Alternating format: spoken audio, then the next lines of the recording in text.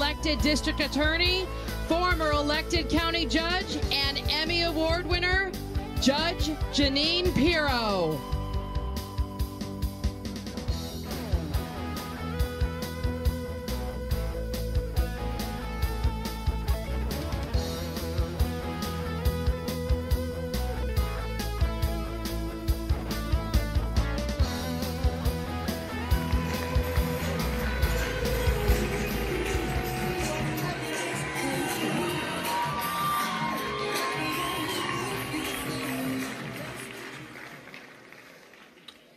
All right. Hello. I am the last person you're going to hear from before the vice president comes here tonight.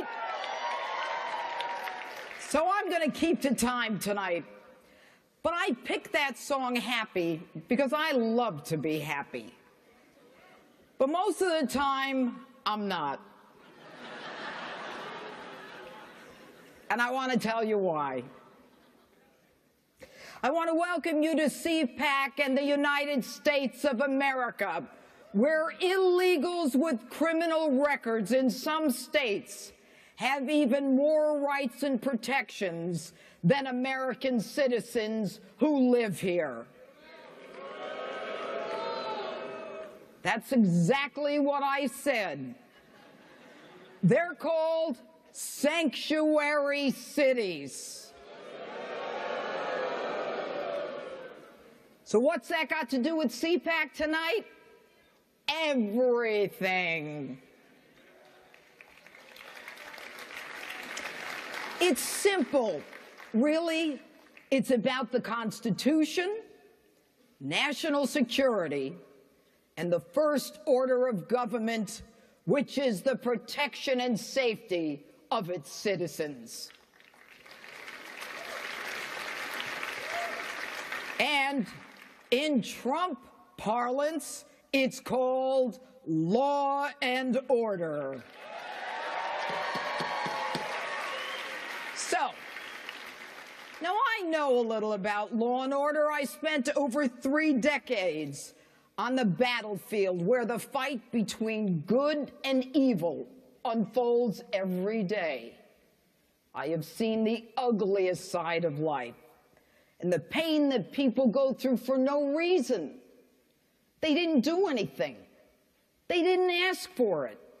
They're just going about their day like the rest of us, when all of a sudden, like a thunderbolt, their lives are forever changed by someone who made the decision to victimize them. And never, ever forget, it is the criminal who makes the choice to commit a crime.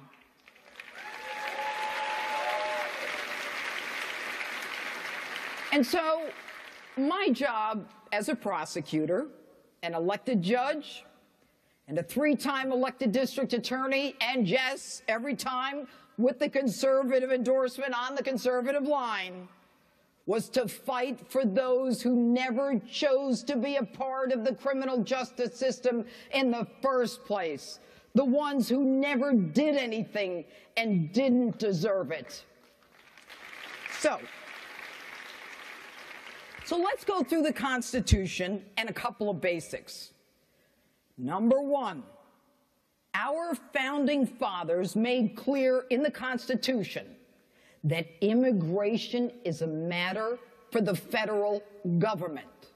The federal government.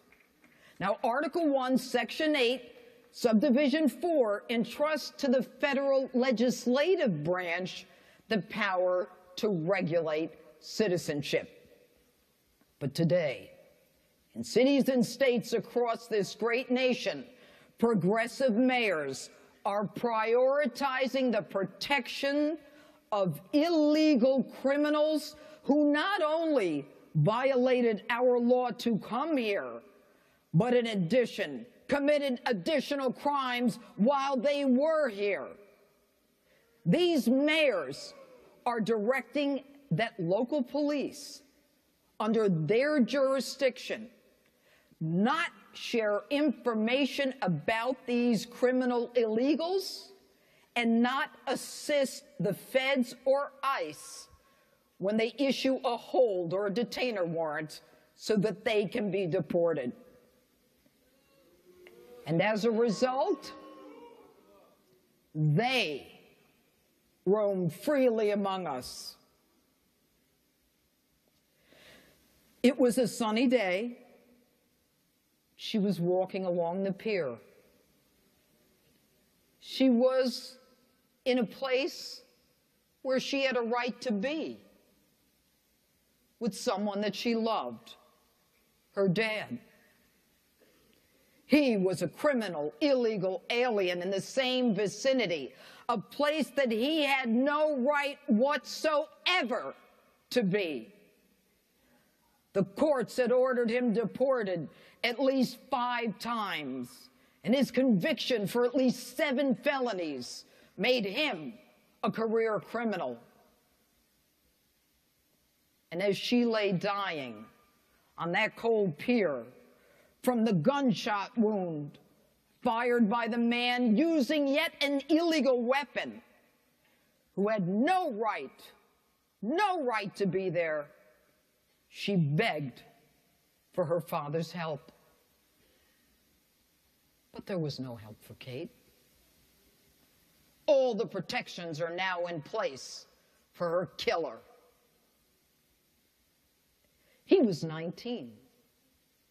He came here illegally, and like so many others his age, he crossed the border from Central America, and he openly admitted, "I'm a gang member." That didn't stop the Obama administration from allowing him into our country. His gang, MS-13. One of the most violent gangs in the world, where initiation ranges from rape to beating someone to death in front of other gang members.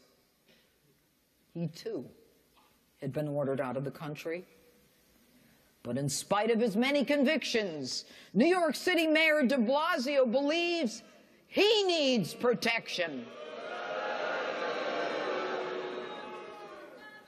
And local police, therefore, ignored ICE and the federal request to hold him, at least until they arrived.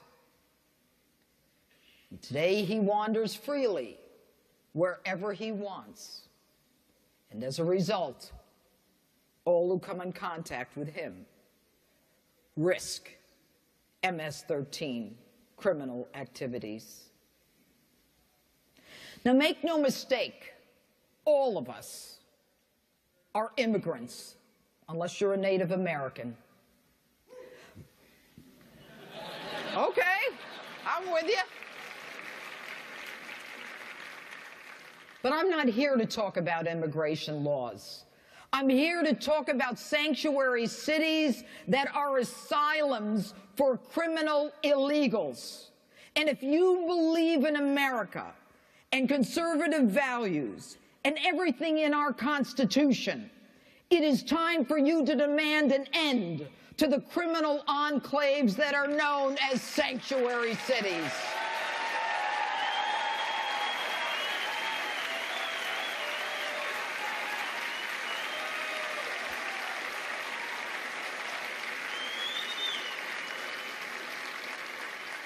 The sanctuary apologists argue that holding a criminal illegal for pickup by ICE destroys the relationship between police and the immigrant community.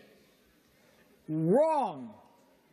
If you think that an illegal is going to tell a cop about a crime committed by yet another illegal, you are sadly mistaken.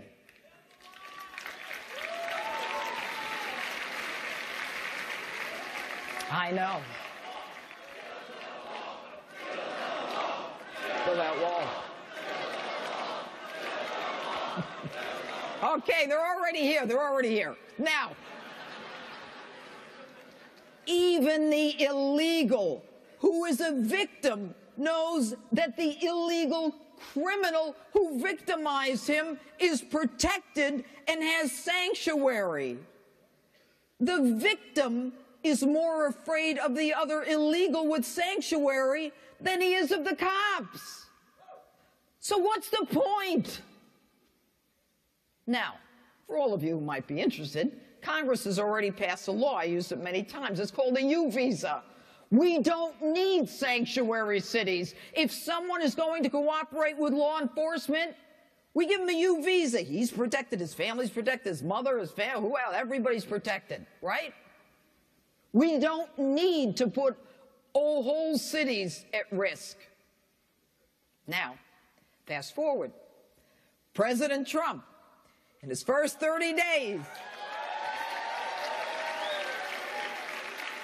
pursuant to his word, assigned an executive order prioritizing the deportation of criminal illegals and those ordered deported, as well as those who abuse our money and welfare programs.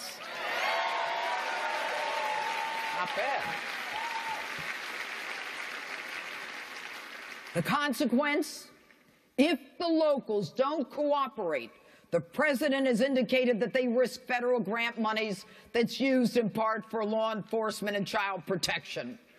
That means there will be fewer cops and less protection in those sanctuary cities to protect American citizens who are subject to being victimized and who are living in these criminal enclaves. And as the left marches and they spew allegations of hatred, and they demonize our president, calling for his impeachment, they're ignorant of the facts and the law, and they don't care about American citizens who are in jeopardy. Folks, there's a big difference between compassion for those who come here to work and those who are a danger to the rest of us. And so, it is time. It is time to take the country back. We started with President Trump and Vice President Pence, but it's time to stop listening to the nonsense that the left is spewing. It is time to protect the law-abiding citizens of this country.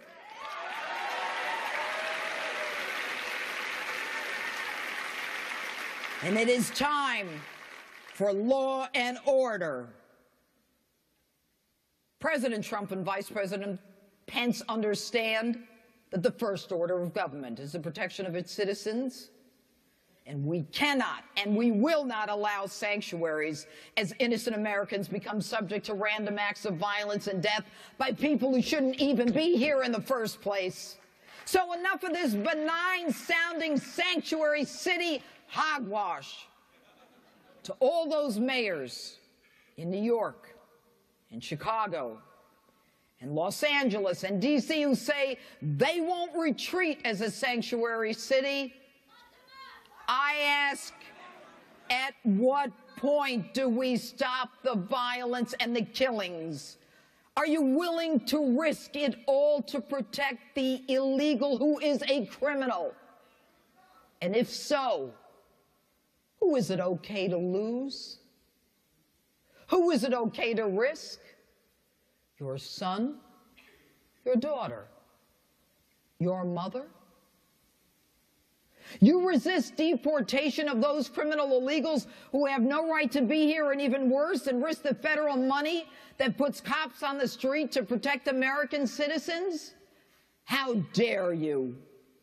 We don't need your sanctimonious condescension as to whether or not we as Americans are kind enough or Christian enough. We are.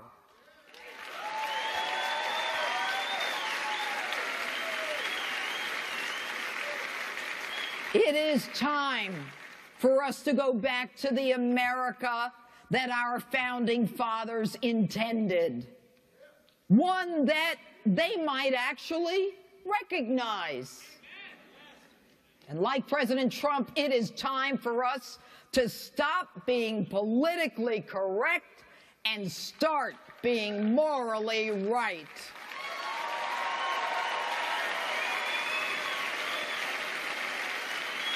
Thank you, CPAC. Thank you, Matt Schlapp. God bless you, and God bless America. Thank you. Thank you.